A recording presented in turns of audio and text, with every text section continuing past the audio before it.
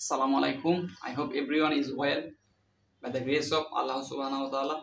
And Alhamdulillah, I am very fine. So, আজকে just মানে আজকে সারা রাত সজাগ থেকে খেলা দেখছিলাম এবং খেলা দেখার পর এই খেলাগুলো নিয়ে কিছু না বললেই নয়।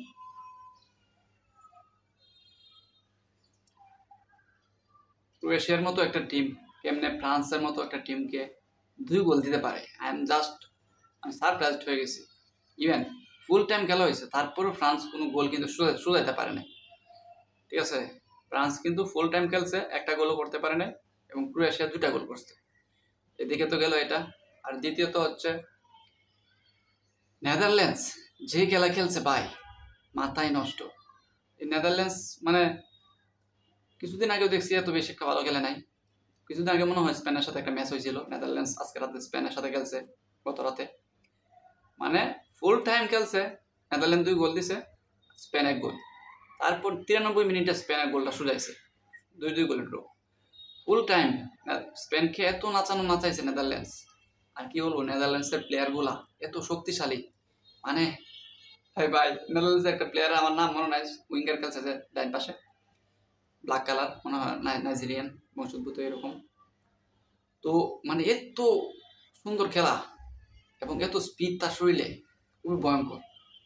প্রত্যেকটা প্লেয়ারই নেদারল্যান্ডসের দুর্দান্ত। এবং আমি জাস্ট সম্পূর্ণ খেলা জুড়ে শুধু ভার্জিল ভ্যান ডাইককে দেখলাম। এই স্পেন কিছুদিন আগে ইউরো কাপে আপনার এই ফ্রান্সকে হারাইছে। ফ্রান্সকে হারানোর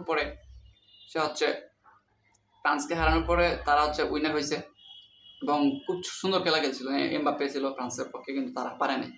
আর এই স্পেনকে নেদারল্যান্ডস কেমনে হারাইতে পারে, মানে কেমনে এইভাবে উপকার করতে পারে। ফুল টাইম খেলছে, 2-1 গোল ছিল, তারপর শেষে দিকে ড্র করছে। মানে আমি জাস্ট আশ্চর্য হয়ে গেলাম, এত ভালো ভালো টিমগুলা ওরা জিততে পারে নাই। এবং অন্যদিকে আরেকটা হয়েছে, পর্তুগাল হারছে ডেনমার্কের সাথে। মানে এটাও কি সম্ভব নাকি? ফুল টাইম দেখছি ভালো খেলছে পর্তুগাল, এবং ডেনমার্ক হচ্ছে তত বেশি একটা ফেমাস না, টিম ভালো বাট এত বেশি ফেমাস না। কিন্তু পর্তুগাল মানে শেষের দিকে এসে একদম লাস্ট পর্যায়ে দেখি এই 1 গোল গাইছে। এই খেলাটা আমি দেখতে পারি না, কারণ মানে সবগুলা খেলাই ছিল মানে এই ফ্রান্স আর এই Croatia, Portugal, Denmark, Netherlands, Spain, তারপর হচ্ছে ইতালি ভার্সাস জার্মানি, বেলজিয়াম বনাম আর একটা কি জানি দেশ ছিল। সবগুলো দেশের খেলা একসাথে। এই বেলজিয়ামও কি করছে, একটা কি জানি একটা দেশ, মনে নাই সঠিক, এতগুলা দেশের নাম একসাথে তো মনে রাখা সম্ভব না। ওই দেশের সাথে 3 ঢাকায় বই রয়েছে।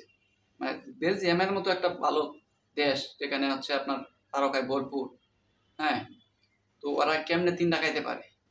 আমি জাস্ট অবাক হয়ে গেলাম। মানে খেলার রেজাল্ট যা আসার কথা ছিল সবগুলো দলের ক্ষেত্রে সেম উল্টা আছে। মানে যেখানে ফ্রান্সের জেতার কথা ছিল ওইখানেও তার ফ্রান্স হারছে। তারপর হচ্ছে আপনার এই স্পেনের জেতার কথা ছিল, ওরা হারছে। পর্তুগাল, বেলজিয়াম, ওরা জেতার কথা ছিল, ওরা হারছে। জাস্ট একটা টিমে আমার কাছে মনে হয়েছে যে মানে সঠিক খেলাটা খেলছে, যে একটা টিমের ক্ষেত্রে, ওটা হচ্ছে আপনার ইটালি বনাম জার্মানি জয়লাভ করছে 2-1 গোলে। তো এই বিষয়টাই। এবং সবগুলো খেলা ছিল আপনার 1:45 খেলা দেখা শুরু করি এবং শেষ হয়। মানে খেলা দেখা মানে চুপ হয়ে গেলাম একদম, কেমনে সম্ভব, কঠিন খেলা, পুরাই কঠিন। কিছুদিন আগে মানে একটা বিষয় কি, প্রত্যেক বিশ্বকাপে নাকি নতুন দল আসে এবং কিছু দল তার বেশি শক্তিশালী হয়ে যায়। মনে হচ্ছে এই বিশ্বকাপে 2026-এ মনে হচ্ছে আমার কাছে মনে হয় নেদারল্যান্ডস, ঠিক আছে, নেদারল্যান্ডস এবং অন্য নতুন কোনো 2-1টা দল মানে সবচেয়ে বেশি পাওয়ারফুল হতে পারে। নেদারল্যান্ডসের খেলা দেখে আমার এত ভালো লাগছে, আমি মানে 70% সময় আমি শুধু নেদারল্যান্ডসের খেলাই দেখছি আজকে রাতে, এবং অন্য ফ্রান্সের খেলাও আমি দেখি নাই। ওদের খেলা এত বেশি একটা আকর্ষণ, মানে ওদের খেলা এত বেশি একটা স্পিড ছিল না, ঠিক আছে। তো যারা খেলাটা দেখছেন নেদারল্যান্ডসের খেলা, আশা করি তারা জানেন যে নেদারল্যান্ডস কি পরিমাণ খেলছে।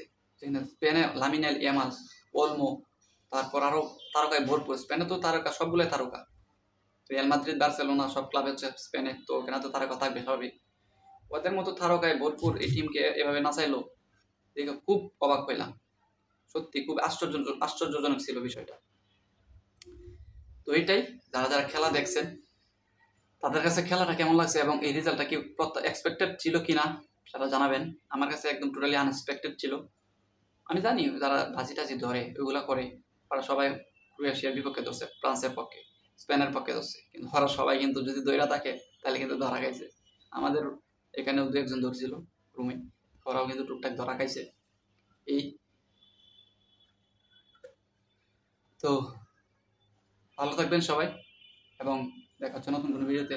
আরেকটা কথা বলি, জার্সিটা আর্জেন্টিনা পড়ছি, কিন্তু আমি কিন্তু আর্জেন্টিনা সাপোর্টার না, ঠিক আছে? আপনারা যারা আমাকে ফলো করেন তারা টুকটাক জানেন I M A diehard fan of Brazil. So এটা জাস্ট কিনছি আমি পড়ার জন্য, কারণ ব্রাজিলের জার্সি পরে দেখছি কেমন লাগে এবং এখন আর্জেন্টিনা জার্সি পরে দেখতে চাচ্ছি আমাকে কেমন লাগে। So that's it. ওকে, ভালো থাকবেন সবাই এবং এই খেলা নিয়ে আপনার কমেন্টটি অবশ্যই করতে ভুলবেন না। আসসালামু আলাইকুম, আল্লাহ হাফেজ।